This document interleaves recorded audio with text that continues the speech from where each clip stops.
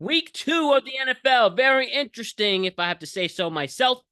From thrilling games, blowouts, major injuries, comeback victories, and all of that. We're just getting started. And week 2 shows us why we love this game so much. Here's our week 2 recap of the NFL season on Productive Conversations. My name is Matt Brown. I'm the host of the Productive Conversations podcast. The world's a better place because you're here to join us. And I would like to welcome you to our week 2 recap of the NFL season. And before we go through each and every single one of our games from Thursday and Sunday, I just want to remind you and also make predictions for Monday night. I want to remind you to like and subscribe to the Productive Conversations podcast on all podcast platforms and YouTube. And don't forget to check out exclusive content regarding the show across all social media platforms. We're on Instagram at Productive Conversations Podcast, X and Twitter at Pod.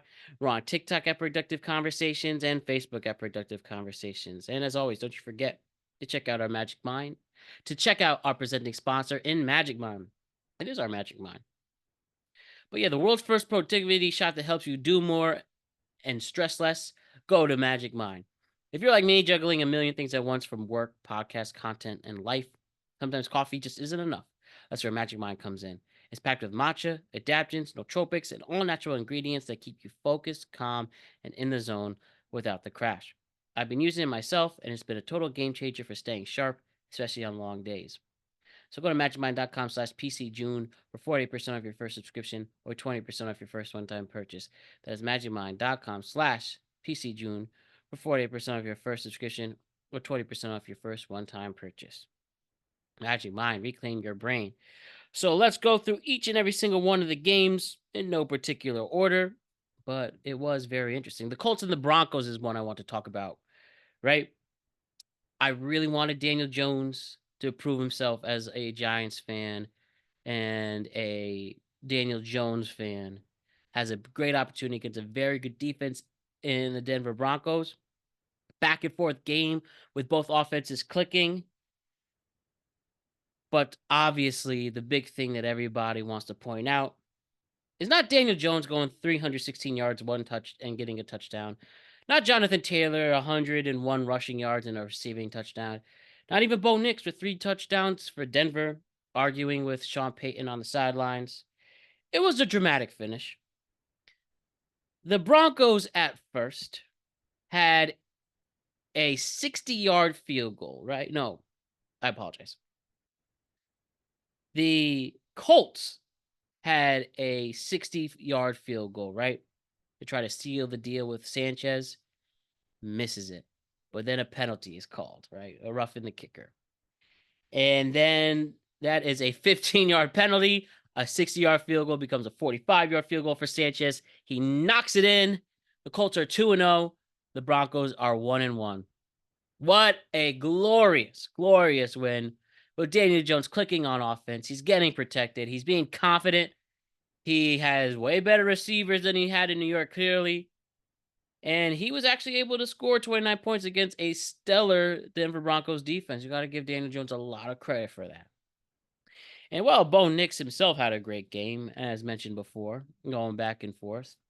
I mean, even though the arguing with Sean Payton, we keep seeing that happening with these coaches and players.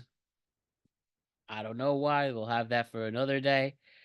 But yeah, it was right there, that damn penalty. It's almost like, whoa, what did the ref have into this? But it seemed it was fair and well, whether it was necessary to call it or not, but it clearly was the case. And then that field goal kicks it in. Daniel Jones is now all of a sudden beloved. Where were you all the last 5 years? I guess he clearly had the ability in him to be a good quarterback, but it shows you have to be in the right system that suits you, and you will succeed in this league.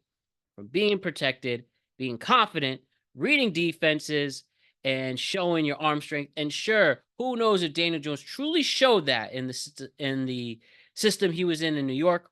But all in all, he's showing it right now. Only 2 games, but I really hope and I want to see, and I might even say I expect to see Daniel Jones continue to improve his game as the season continues in Indianapolis. Great work for Daniel Jones and the Colts. They win by a score of 29-28. But how about I talk about the Giants and the Cowboys?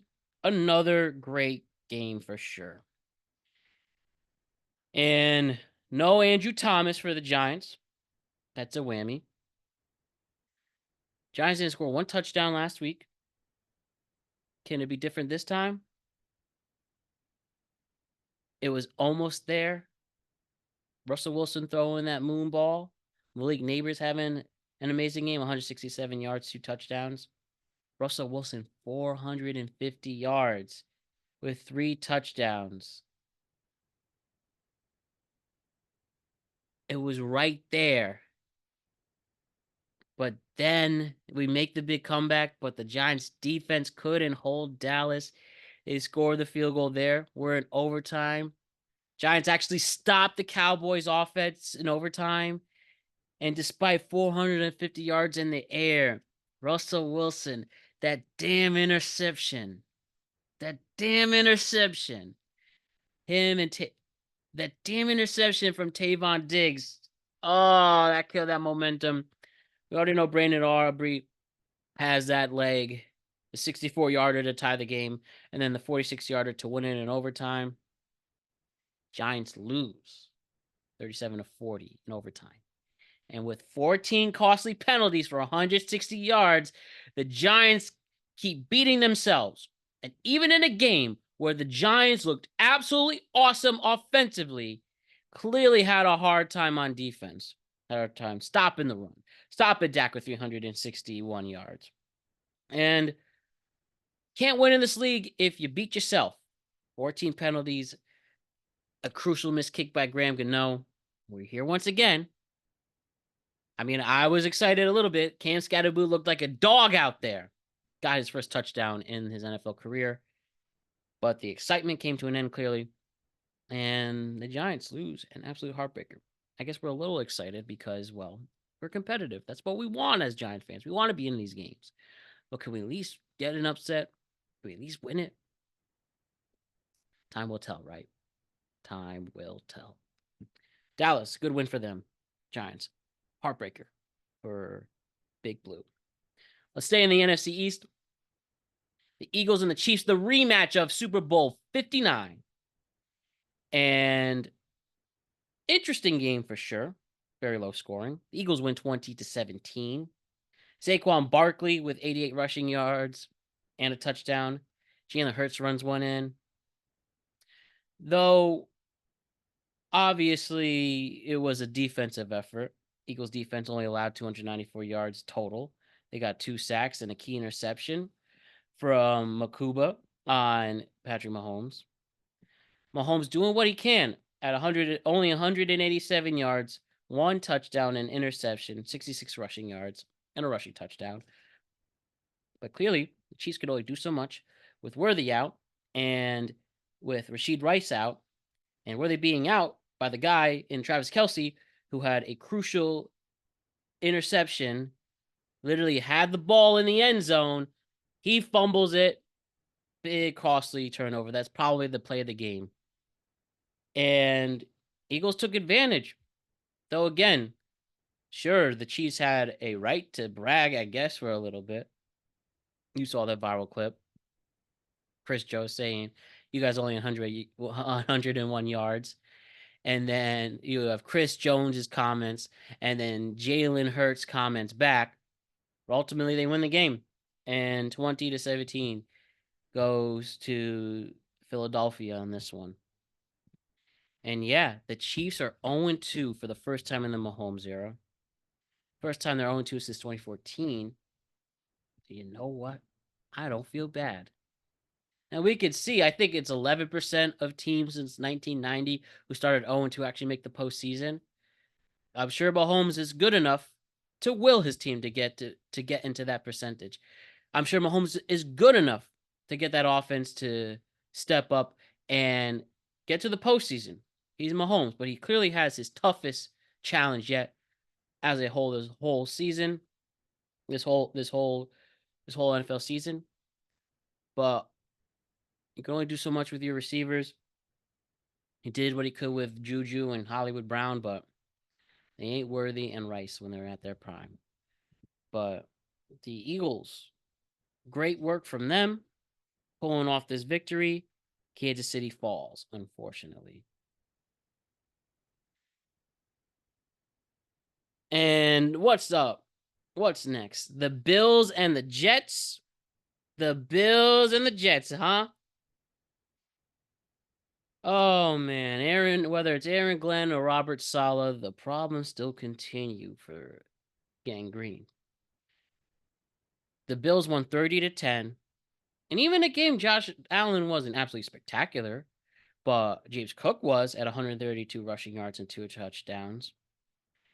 And Josh Allen might have had a bloody nose, but ultimately the Bills offense did what they had to do with 403 total with 403 total yards of offense for the Bills, and the Jets only have 154.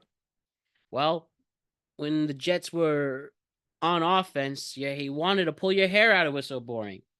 Justin Fields, after a great game against the Steelers, and who knows what that defense is ultimately, but he returns with only three. He only went 3 for 11, 27 yards. Of course, he got a concussion, so we hope he's okay there. But the problem is the Bills are doing what we expect them to do, and the Jets offensively still are trying to find their identity. I thought that they would use their running backs more, Braylon Allen and Breece Hall, but no, that wasn't the case today. And you think that they would have done a good job with Ed Oliver being out in the run game, but that wasn't the case. Again, they were all over the place. Let me just really look up really quick. Who was the leading rusher today for the Jets? Ba, ba, ba, ba. Your leading rusher was Justin Fields, who got out early in the game at only 49 yards. Garrett Wilson didn't do much in the air. The highest receiving yards total with only 50. And yeah, the Bills dominated the Jets all day. And I'm sure the Jets want to try to push this away, rub it off, take the L, let go. But what was a promising game in week 1? It was an awful game, resulted in an awful game in week 2. So we'll see what are the Jets more like? Are they this explosive offense truly when Justin Fields is healthy and can get the ball to his receivers with the running game being strong? Or is that only a fluke? And they're really more like the Jets we saw today, where they can't run the ball, where they can't get the ball down the field, where either they're getting pressured or they're getting sacked or things are going in a horrible direction. We'll have to see. It'll be interesting. I think the Bills are doing what we expect them to do, and the Jets are doing what we expect them to do, quite frankly. Bills 30-10 over the Jets. The Lions and the Bears. The Detroit Lions took on the Chicago Bears in Ford Field and Detroit. A stellar 52-point showing for Detroit. They win 54-21. Jared Goff almost perfect. 23 for 28, 334 yards, 5 touchdowns. Yes, that's 5 touchdowns. Amon-Ra St. Brown with a hell of a game. Worked well with me in fantasy at 9 catches, 115 yards, and 3 touchdowns. Jahmyr Gibbs doing his thing at 94 rushing yards and a touchdown. Caleb Williams. I mean, but despite the turnovers, still was able to get 207 yards and a couple of touchdowns, but it was all Roma Dunze. Nothing else happened with that offense. It was Caleb versus Roma Dunze against one of the best defenses still on paper, and the Lions took advantage. After a very, very tough loss in Lambeau in week 1, they come back to get back to 500 in week 2. And I think, and I'd like to think and like to see that this is the Lions team that we'll see all year, my NFC pick. Again, the Bears seem to still figuring out their identity both offensively and defensively. And I will bet Aaron Glenn and Ben Johnson wish they were back on the coaching staff in Denver, in Detroit. But ultimately, the Lions took advantage of the Bears' mistakes with all the turnovers and bad football play. And yeah, 52 points will do it for you. You will most likely win if you score over 50 points in an NFL game. And the defense did what they had to do. Maybe garbage time scores, but all Detroit tonight. All Detroit. Let's hit up the Bengals and the Jags. The big one here is the possible turf toe of Joe Burrow. Humongous loss. Please, please recover Joe Burrow. That franchise needs you more than anything. While Jake Browning had definitely had a good game and had some respect. Jaguars almost took advantage, almost won, but Jake Browning was the one to lead the rally and get a huge victory that Cincinnati needed. Jamar Chase stepped up in crunch time. Jacksonville's offense did look strong at points. You actually even got some highlights from Travis Hunter, especially on defense. But ultimately, it was Jake Browning with Jamar Chase's help for the most part, leading the charge and getting a big and important win for Cincinnati. Big thing here is, and we'll wait to see if how big or significant is Joe Burrow's toe injury. I believe it was Josh Hines Allen that caused the injury there. But hopefully he's okay, and the Bengals don't have to give up on their season so early. Rams and the Titans. The Rams win by a score of 33-19. And I think we saw what the Rams can really extol, what they can really show off on offense this year, where things really click. Against a rebuilding Titans team, we have Matthew Stafford with 2 touchdowns and just 2 yards shy of 300. Devontae Adams, a 106-yard showing, get a touchdown.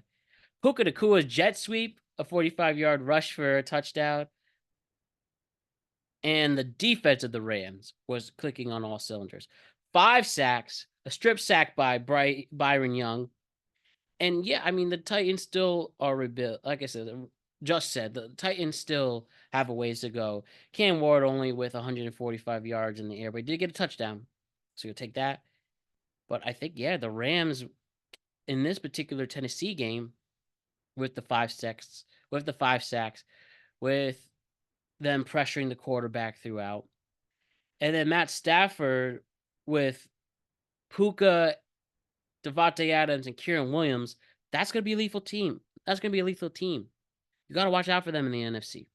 I did consider picking them to come out of the NFC. I picked their over and their over-unders, but, I was very impressed with what Los Angeles showed us. Now keep on doing it.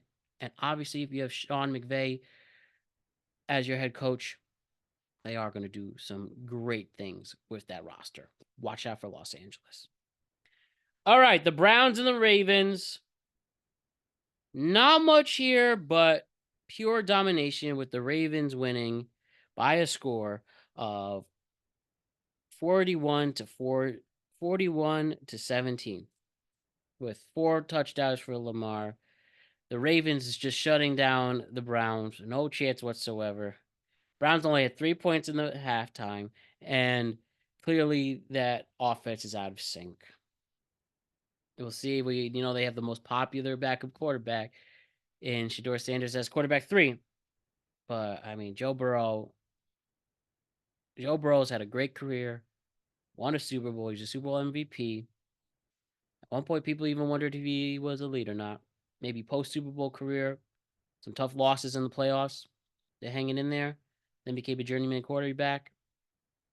I think the Browns can't figure it out on offense soon, then either Shedeur or Dylan Gabriel should come in and see what they have for your future. We'll see that. We'll probably have those conversations a little more as the season continues. The Patriots and the Dolphins, 26. One sec. I apologize. I was just fixing something really quick. So 33-27 New England. The first win for Coach Mike Vrabel as the Patriots head coach. Or we had Drake May have a stellar game. The special teams was running all over Miami's defense. From the kick return touchdown to from the kick return touchdown to getting a lot of yardage and punt returns and all of that. Drake May looking like a bit of the quarterback people might expect him to be. And then the Dolphins actually put up a fight too. At first, in the first half, you thought this was going to be another disaster for Miami, but they held their own. Tua played great, but ultimately, crucial turnovers caused them to lose it all. And the Patriots wound up getting their first win. The Dolphins definitely looked a lot better than they did last week, but I think there's some things that could be concerned. Mike McDaniel looked lost on the podium. There has to be some tension going on. Tyreek Hill and what he was accused of this week. I think there's obviously stuff to watch out for. But Patriots win a important game that they really, really needed. The 49ers and the Saints. Mac Jones for Spencer Rattler. Maybe not at first you would think that that is a quarterback matchup to die for, and you had to be glued to your TV. But guess what? It was actually a really good game where Mac Jones, starting for the injured Brock Purdy, has 26 for 39, 279 yards, and he throws 3 touchdowns.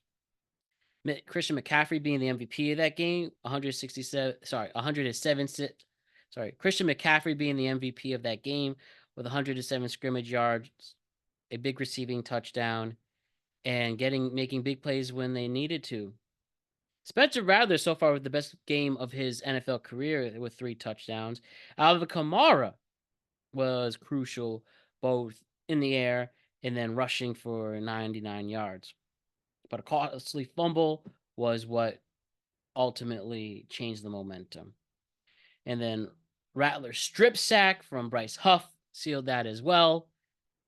But the Saints, who people argued that this will be the worst team in the NFL, at least in the first 2 weeks, they played a lot better. Now, remember last season, they were amazing in their first 2 weeks with Derek Carr, to the point where people thought, "Oh man, are the Saints legit?" All downhill after that. So I don't know if the Saints are going to show who they are expected to be, but ultimately, Spencer Rattler has played a lot better. Alvin Kamara is still lethal on the offense, and the defense is holding their own against pretty good offenses themselves, with an improving Arizona team and San Francisco, which obviously is never an easy team to go up against on the offensive side. And they are a hard team to defend, even without Brock Purdy, even without George Kittle. But all I can say is shouts to the Saints for holding their own in this game. But loss is a loss, and New Orleans goes down. San Francisco wins a crucial game. They are now 2-0. Seahawks and the Steelers, man. If you are a Pittsburgh fan, you have to be absolutely livid. Seahawks win 31-17. Obviously, the big game in this is the kick return play where the Steelers rookie returner let the ball roll into the end zone, and then the Seahawks scored a touchdown out of that after that. From there, that was it. Got to know the rule book. Got to know the rule book and be aware of what's going on. I mean, oh, that's cruise. Oh, that's cringe. That is as rookie of a mistake as it can be, but that is a heartbreaker. And that ultimately was the game for Pittsburgh, and Seattle took advantage. Sam Darnold, once again, 295 yards in the air. Though he had 2 crucial interceptions, he also did 2 touchdowns, and he clearly recovered from it. And it was Kenneth Walker holding that team on his back, 105 rushing yards and a touchdown. And Aaron Rodgers had a difficult day. He had a lot of pressure. He was moving often, some hard hits. As a 41-year-old quarterback, you get concerned about. But while he was able to get a touchdown and still 200 yards in the air, I think just bad mental mistakes and the fact that the Steelers defense might not be that good that good at all. You know, Jalen Ramsey had another good game. He's only pretty much been the only one. Jalen Ramsey pretty much has been the only one who's been contributing to that defense. And if it just wasn't for the Jets, you know, being the New York Jets, they could have easily lost that game too. There's a world where they are 0-2 in the start of the Aaron Rodgers era. I don't know what's going on. TJ Watt's not getting to the quarterbacks for some reason. And I would be concerned for the Steelers. Some people predicted that this might be the first season in the Mike Tomlin era that the Steelers don't make the playoffs. And they've definitely had two mixed games, even though one of them's a win. They have played terribly in both of those games. So, who are you, Pittsburgh? That is a question. Seahawks get their first win of the season. Panthers and the Cardinals.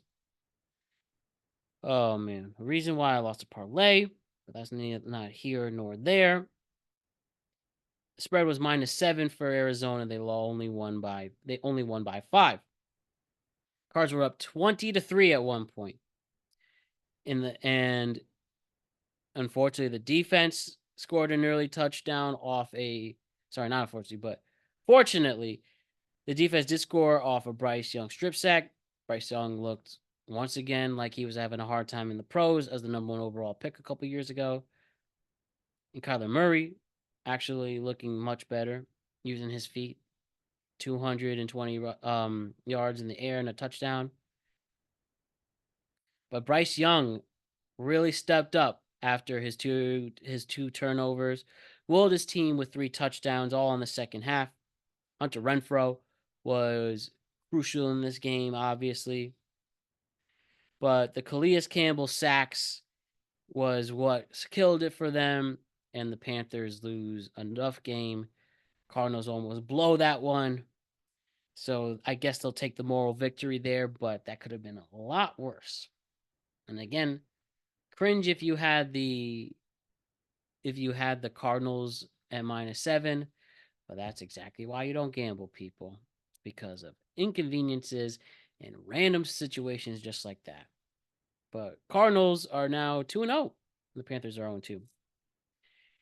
And let's go to the Thursday night game with the Commanders and the Packers, where it was a big statement game for Green Bay, if you ask me. Final score, Green Bay 24, Washington 17, with Jordan Love with 292 yards in the air, 2 touchdowns. Tucker Kraft, he was awesome with 6 catches and 124 yards with a touchdown. Josh Jacobs continues his touchdown streak. He runs in for another one. And Jaden Daniels, though, getting 2 touchdowns and 200 yards. He was pressured all game. He's running all over the place. Bro was having a hard time trying to get the ball to either Debo or Terry McLaurin. Then we had the Austin Eckler injury. So it looks like the one they call Bill is going to be the starting running back. How do I pronounce his name?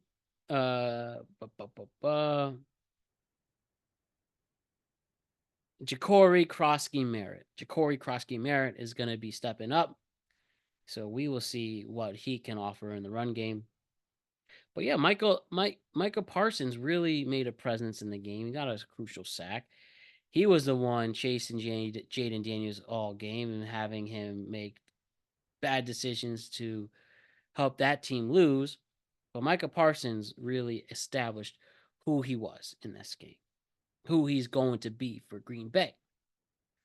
Obviously, Commanders are a great team. They were in the NFC Championship last year, but the Packers really have something going for them, both on their pass rush and their secondary.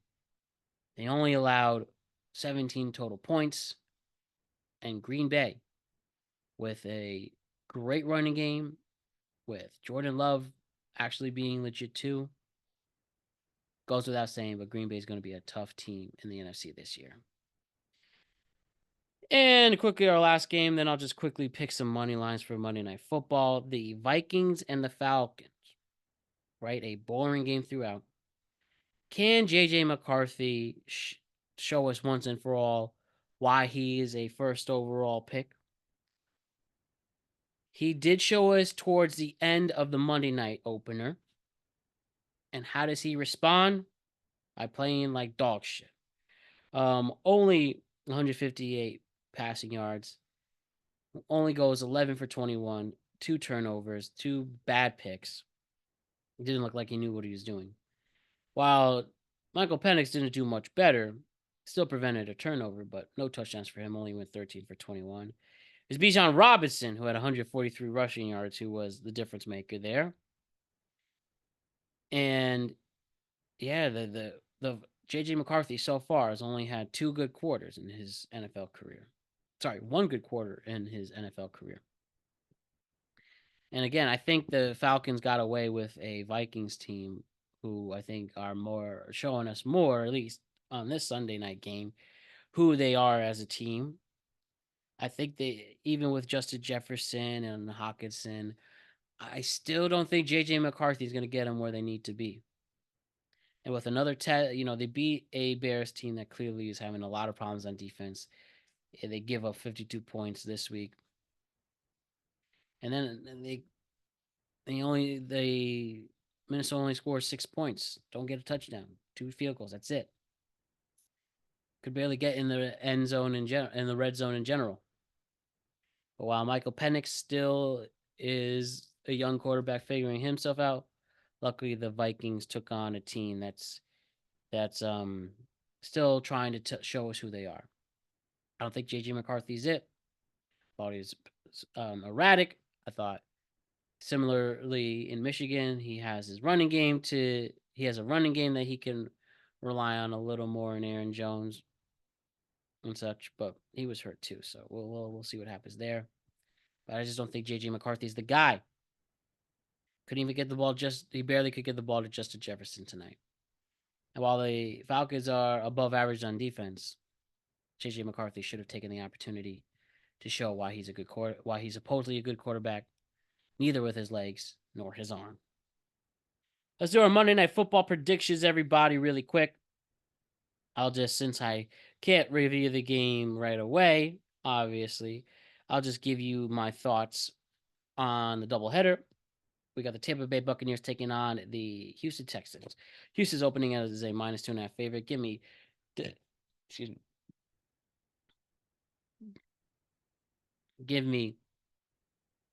+2.5 for Tampa. I don't know why you are underestimating Baker. Houston looked absolutely awful against Los Angeles. They could not score. They could not compete against that defense. And the Bucs are pretty good on defense. I think they could give a lot of pressure to CJ Stroud. I think they can prevent separation for their impressive receivers. And I think Tampa Bay can hold it down. So give me +2.5 for the Buccaneers. And the Chargers and the Raiders, with LA opening as a -3.5 point favorite. I'll go give me the points with the Chargers. The Raiders with Geno Smith looked really solid against New England, but I think the Chargers have the advantage with Justin Herbert going to be somebody who's going to give us a much better game than expected. With the receiving core being pretty good, with the young running game that I think even with the pass rush that has Max Crosby on it, we'll have a hard time to prevent them from gaining yards and scoring. So give me the Chargers -3.5. Give me Tampa +2.5 for Monday Night Football. That is our recap for week 2 of the NFL season. I'll see you next week. Check out our week 3 recap of the college football season with me and Ryan. And check us all out on Tuesday with the Tweet Cap, the 600th episode of Productive Conversations. And then 601 will be on Friday night as we review the biggest stories in sports, news, entertainment, and culture. But a nice week 2 in the books for the NFL season. I'll see you next week for week 3. Peace.